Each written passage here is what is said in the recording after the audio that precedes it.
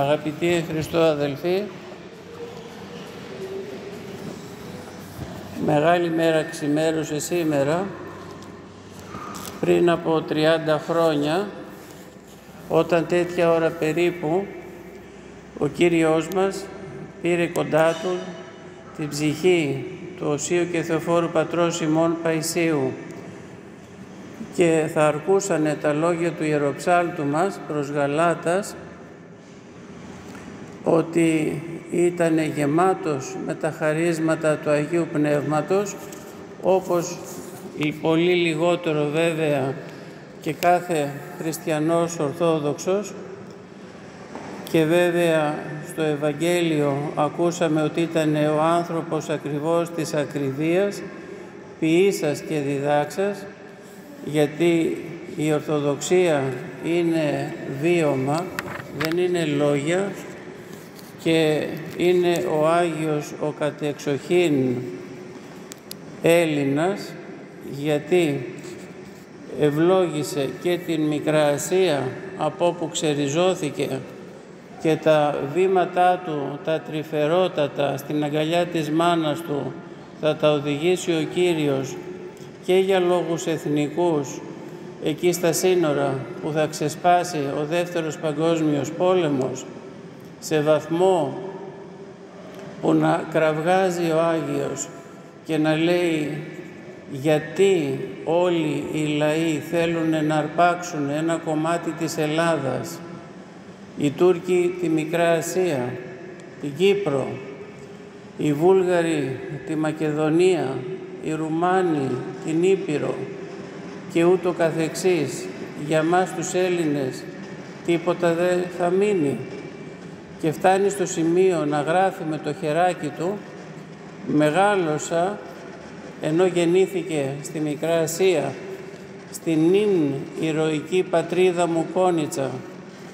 Και ξέρετε για ποιο λόγο? Γιατί σχετίζεται άμεσα η ζωή του με τον ιερό του το ναό της Αγίας Σκέπης. Θα το ακούσετε σε λίγο. Περιγράφοντας λοιπόν από βιβλίο που έχουμε γράψει με ευλογία του Μακαριωτάτου για όλους τους βίους των Αγίων, ο Άγιος Παΐσιος κατά κόσμον Αρσένιος Εσνεπίδης, το όνομά του είναι τουρκικό βέβαια, τον φωνάζανε τον πατέρα του Αλλοδαπό, που λέμε ξένο. Το όνομά του το κανονικό είναι ωραιότατο, άμα το ακούσετε θα το θυμόσαστε, Θεοδοσίου. Γεννήθηκε λοιπόν εκεί στα βάθη της Καπαδοκίας, εκεί λίγα χιλιόμετρα από τη γενέτειρα του Αγίου Βασιλείου του Μεγάλου, αλλά και εκεί που σωζότανε το λείψανο του Αγίου Ιωάννου του Ρώσου.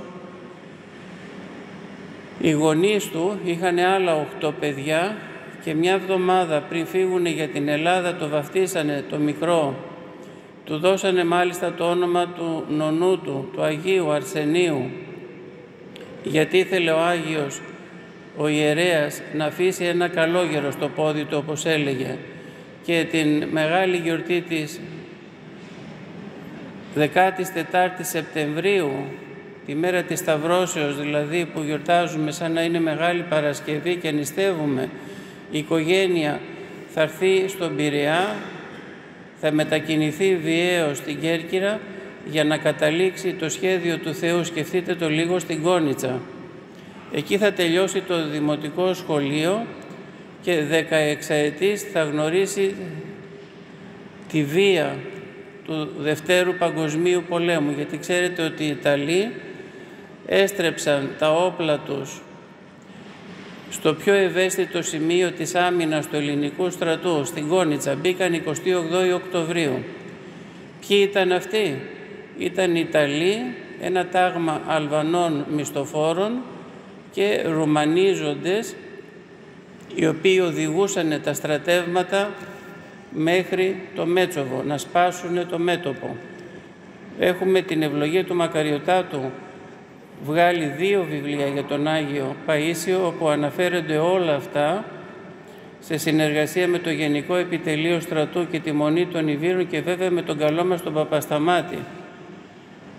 Υπάρχουν λοιπόν απόρριτα έγγραφα του στρατού μας, τα οποία δημοσιεύσαμε με ειδική άδεια περί των γενομένων βιοπραγιών και λαιλασιών υπό του εχθρού που αναφέραμε και τα οποία αντιμετώπισε με πνευματικό τρόπο ο 16ετής και προστάτης της οικογενείας Άγιος με τους ψαλμούς, ένα άλλο βιβλίο που έχουμε βγάλει, και βέβαια με έντονες προσευχές στο κλεισάκι που σώζεται μέχρι σήμερα της Αγίας Βαρβάρας.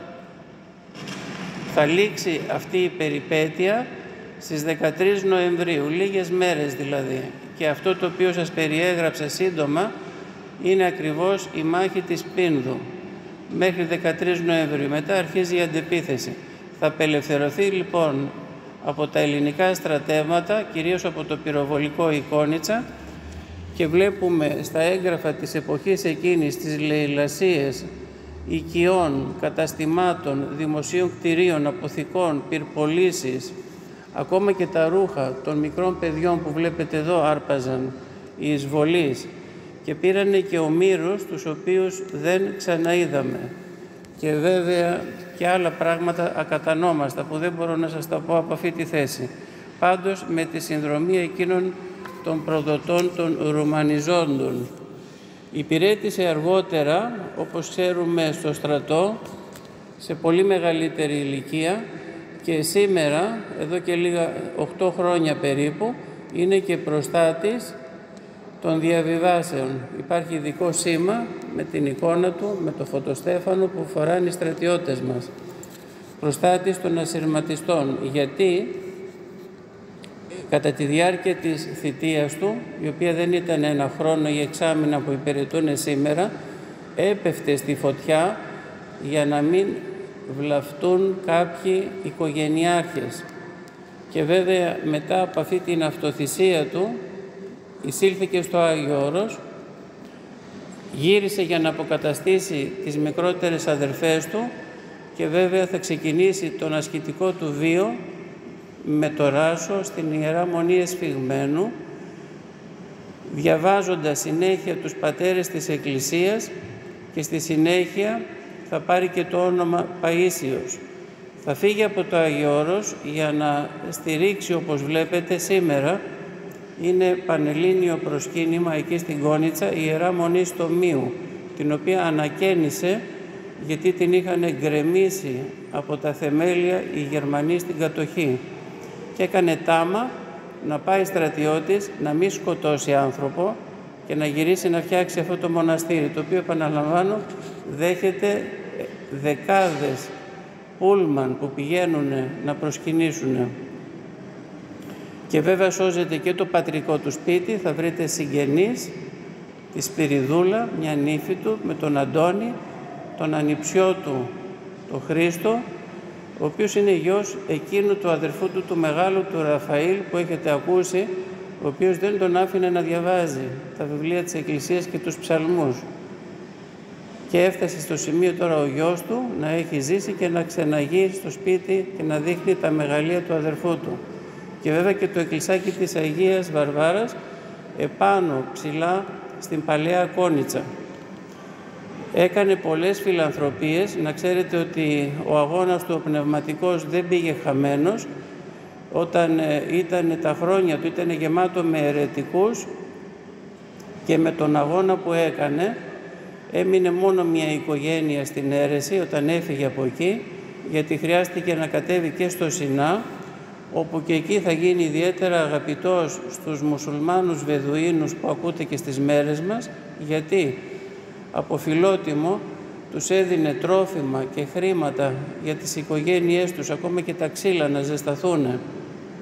Και για χατήρι ακριβώς αυτής της αγάπης, ένας μουσουλμάνος Βεδουίνος του λέει: «Σε καλός άνθρωπος θα βρέξει», και έλυσε και την ανομβρία που ήταν την εποχή εκείνη.